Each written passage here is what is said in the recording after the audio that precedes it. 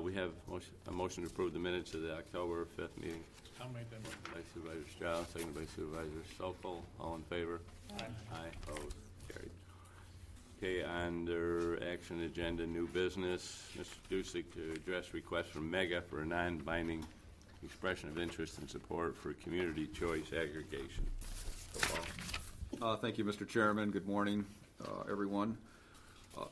MEGA, who is the organization through which we get our electricity and we got a very good rate, also our gas services, as you know, some time ago, wrote the chairman a letter, and the chairman and I got together and reviewed the letter, and MEGA was asking for support from this county on a new proposal that is currently being looked at by the Public Service Commission, New York State Public Service Commission. And the proposal would be to line up or be able to offer, if you will, the same type of deals that we are getting through MEGA as a county or as municipalities to the residents of our municipalities.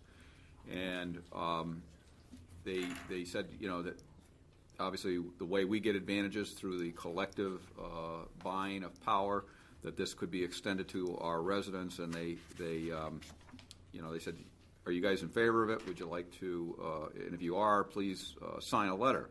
Well, when I read the letter, of concern to me it was more than just simply signing a letter of support for this in general, but it got very specific, and it's in your attachment, but it says that as a board, or this letter says, we are prepared to plan and execute a program including vigorous public information and education, a referendum, competitive procurement, and management oversight to assure our residents receive the benefits of aggregation and also afforded an opportunity to participate in shaping energy future here.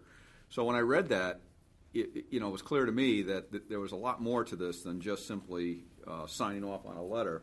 And I mentioned that to the chairman, and then I followed that up, and so that's one of the reasons why no action was taken on this by the chairman, because it was just a little more than normal.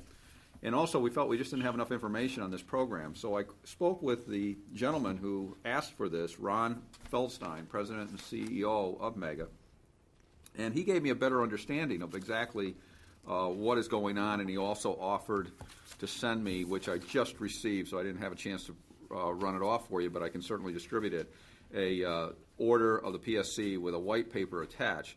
But essentially what he explained to me was that, first of all, we didn't have to send out that exact letter, that if you're in support of it, we can still send some sort of a letter of support if you like the concept without binding yourselves.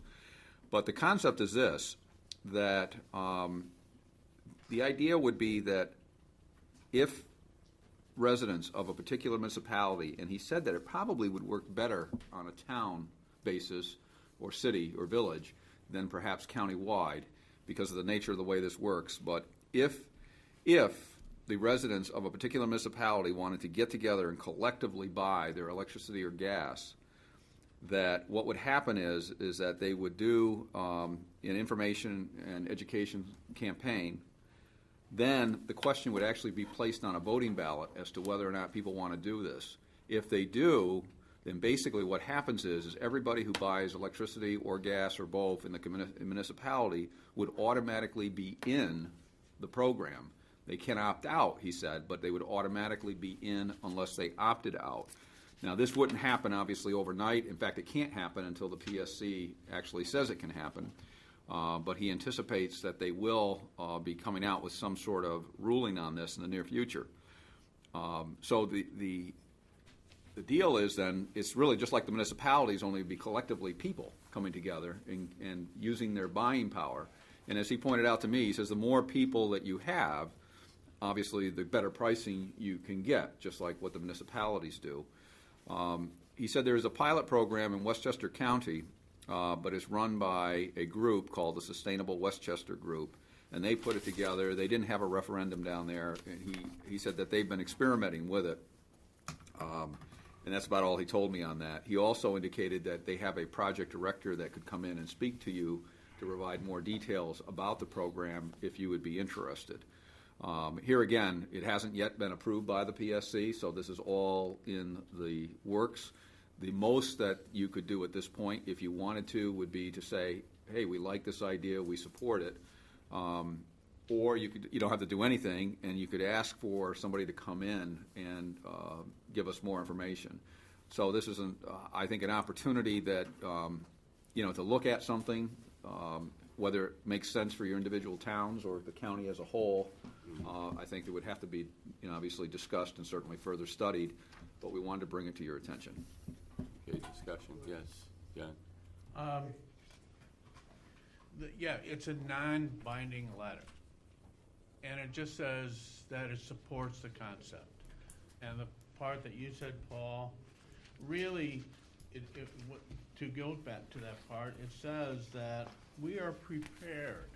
In other words, if this were to come about and we were in favor of doing it, which are still options that are in front of you, that you're not obligated to take, but if you did, you would be prepared to educate your populace about what this is to them. I mean, it's kind of milquetoast. Yeah. So I don't think you're obligating yourself to anything horrific here. It's just that if you want to go this way, then you got to educate the public. Okay, well, fine. That all just makes sense to me.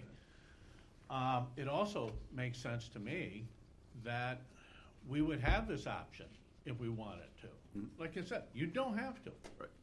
But if you could come in and you could negotiate 7 cents a kilowatt hour and tie into that for 3 years, I think most of your residents would like that kind of program. So I know we need the Public Service Commission, but they are initiating this, the Community Choice Aggregation Program. I'd like to see what comes of this. So the town of Queensbury is in the process of sending a letter of support as well, and I would support the county doing the same. And even if they implemented it, it appears that there's an opt-out option for anybody that doesn't want to be Yes. involved in it, even if you have it. Evelyn? We did this as well in Thurman. We just toned down and changed the letter a little bit to increase a little comfort there, but we were supportive of this as well and sent our own letter. Okay. Anyone else? Anyone want to make a motion then to send a letter? Motion by Supervisor Strauss, second by Evelyn. All in favor? Aye. Opposed? Carried. Okay, next is this Assembly Bill A 8399, which is an act to amend the Parks, Recreation, Historic Preservation Law, and the Vehicle and Traffic Law, and the State Finance Law in relation to the creation of an ATV trail fund.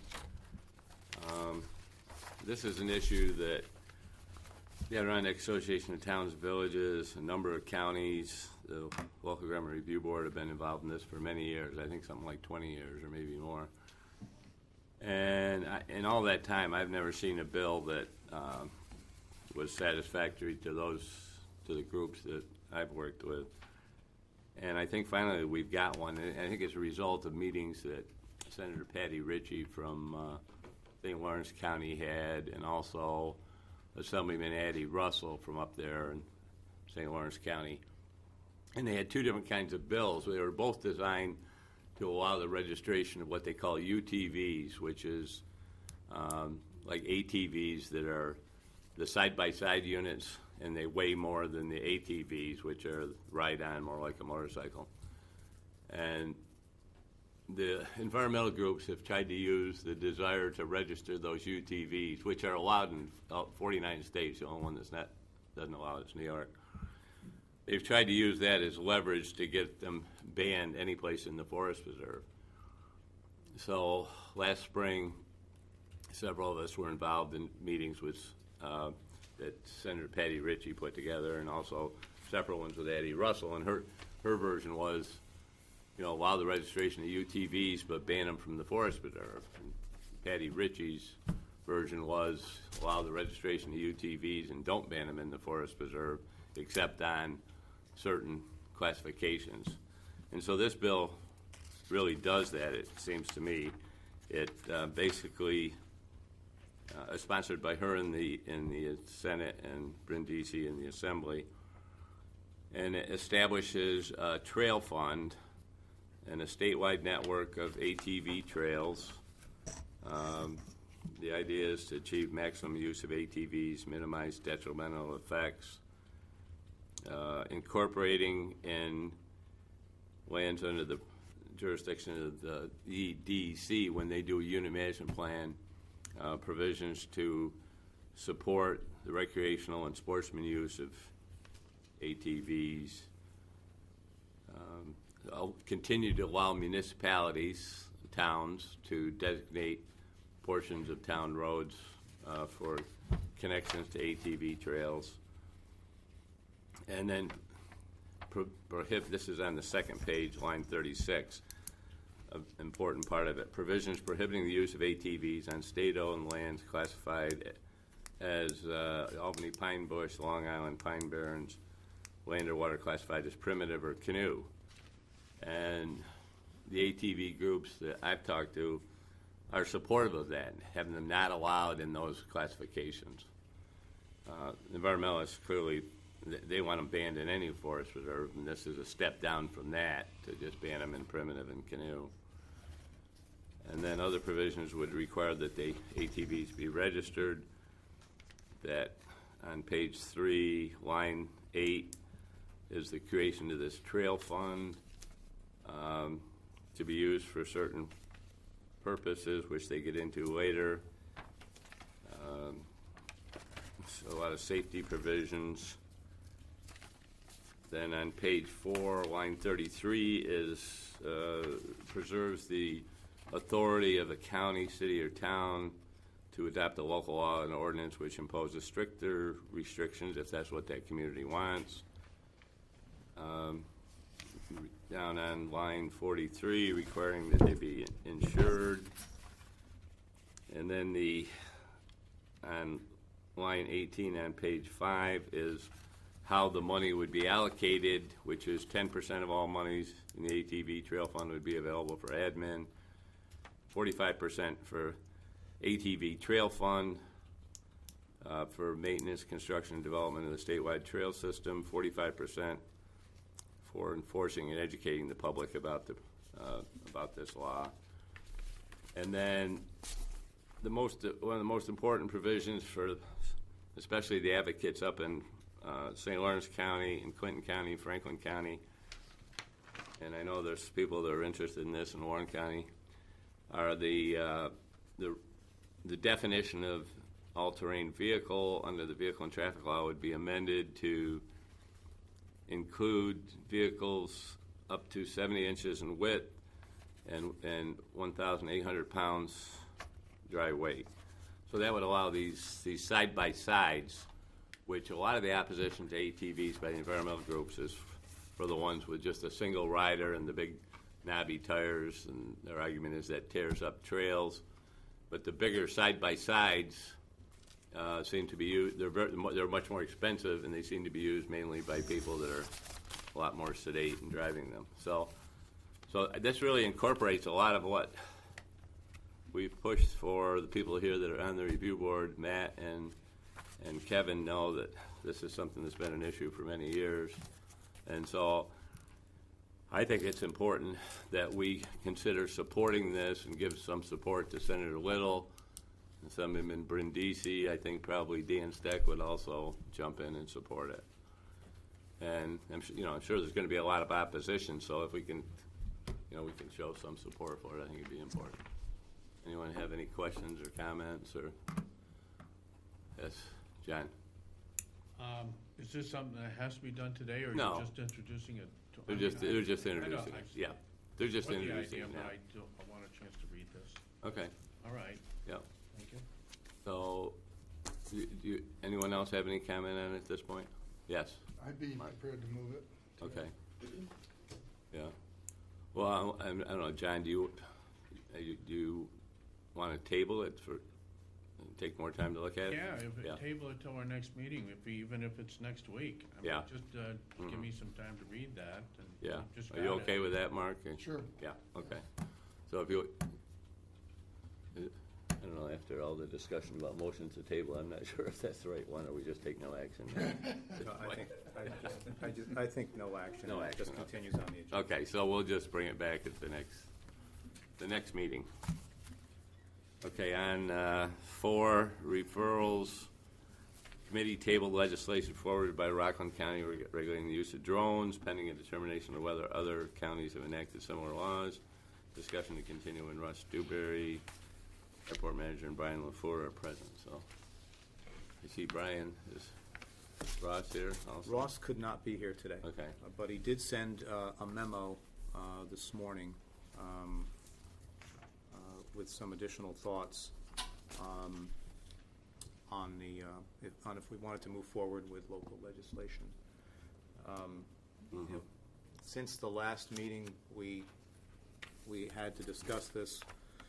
I think everybody probably saw that Senator Schumer is pushing for the geotagging on drones, which, as they enter a certain airspace, the drones would be prohibited from entering that airspace. Right.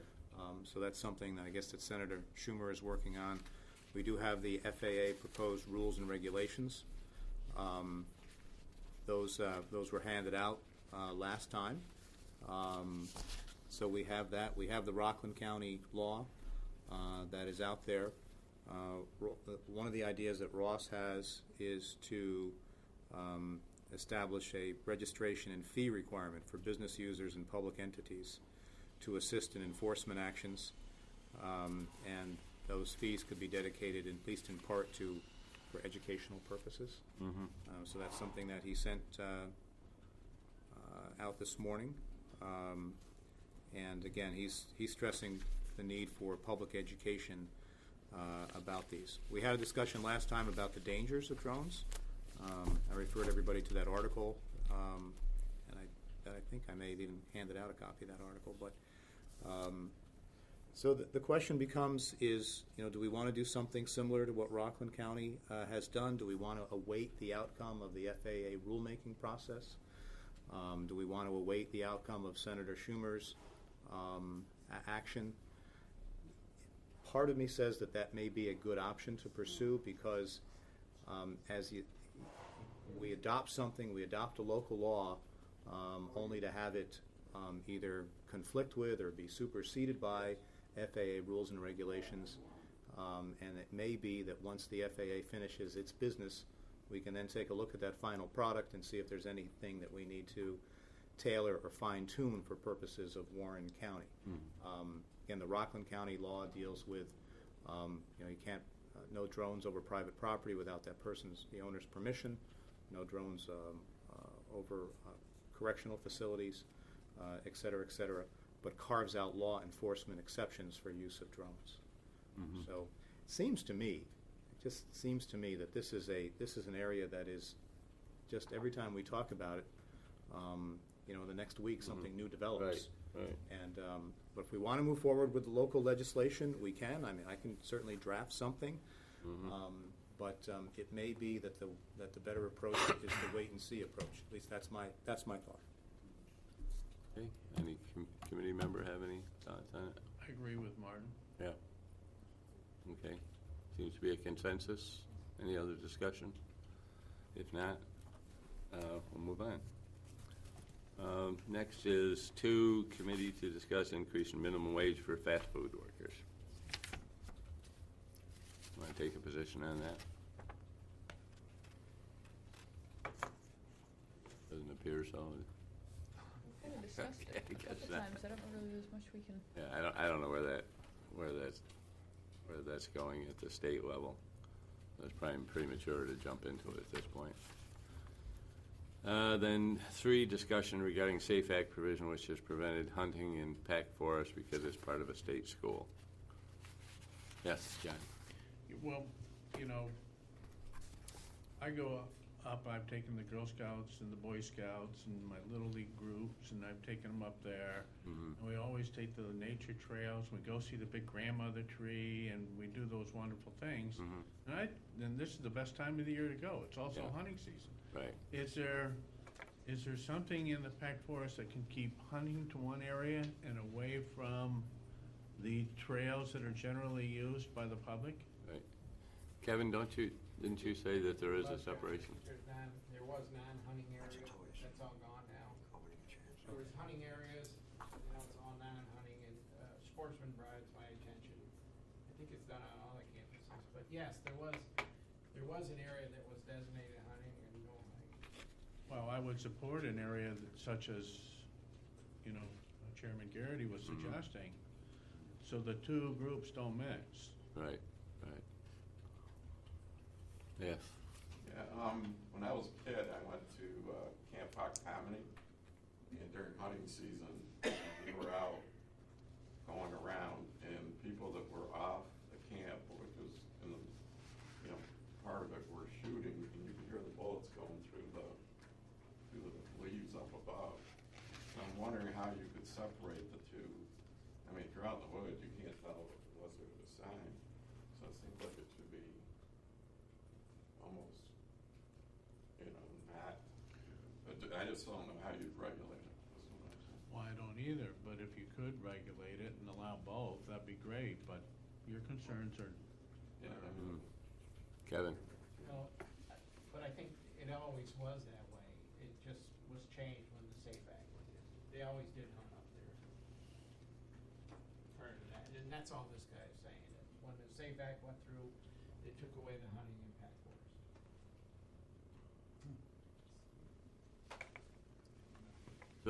So any change to this would take an amendment to the SAFE Act?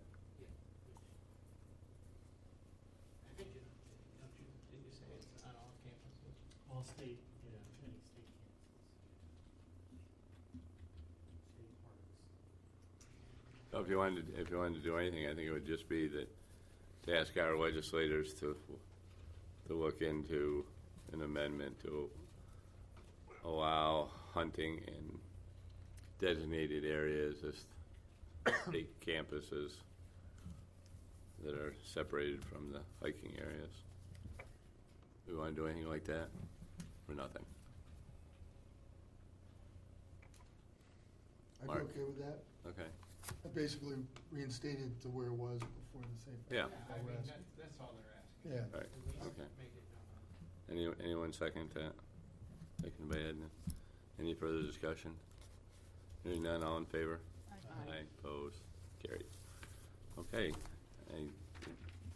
Privilege of the floor. Discuss any additional items for the committee. Anyone have anything they want to bring up? Yes, Kevin? Yeah, I got an email from Pucker Ridge Farms where they raise the racehorses up Warrensburg. And Right. apparently they've been trying to get some state funding, they've struggled throughout the years to maintain that ranch or the farm. And I'll send it to Paul and you guys. And apparently if you have agricultural zones, there is some funding available in agricultural zones. So I think what they've asking us, if we would look at an agricultural zone for Warren County, to see if there would be a potential for any state funding for an operation like that. They struggled for years to Mhm. maintain that. That's all I know, really. Evelyn? I'd suggest contacting Cornell Cooperative Extension. I know with their ag management program, we've been having discussions regarding agricultural districts. I'm not sure if it's the same exact thing as an agricultural zone, but I know they've had some discussion about the pros and cons of agricultural districts and whether or not to move forward with one here in Warren County. So I would definitely contact Jim. Nick Rowell does the ag management for soil and water, so I would certainly involve them in that. They may be able to give us some pretty valuable information, Right, maybe you should have them come to the next legislative committee meeting. if possible. Invite them. Okay. Anything else on that? Okay, so so the minutes, I think we just plan on inviting them, see if we can get them here for the next legislative committee meeting. Okay, any other business for the legislative committee? If not, motion to adjourn. Made and seconded, all in favor? Aye.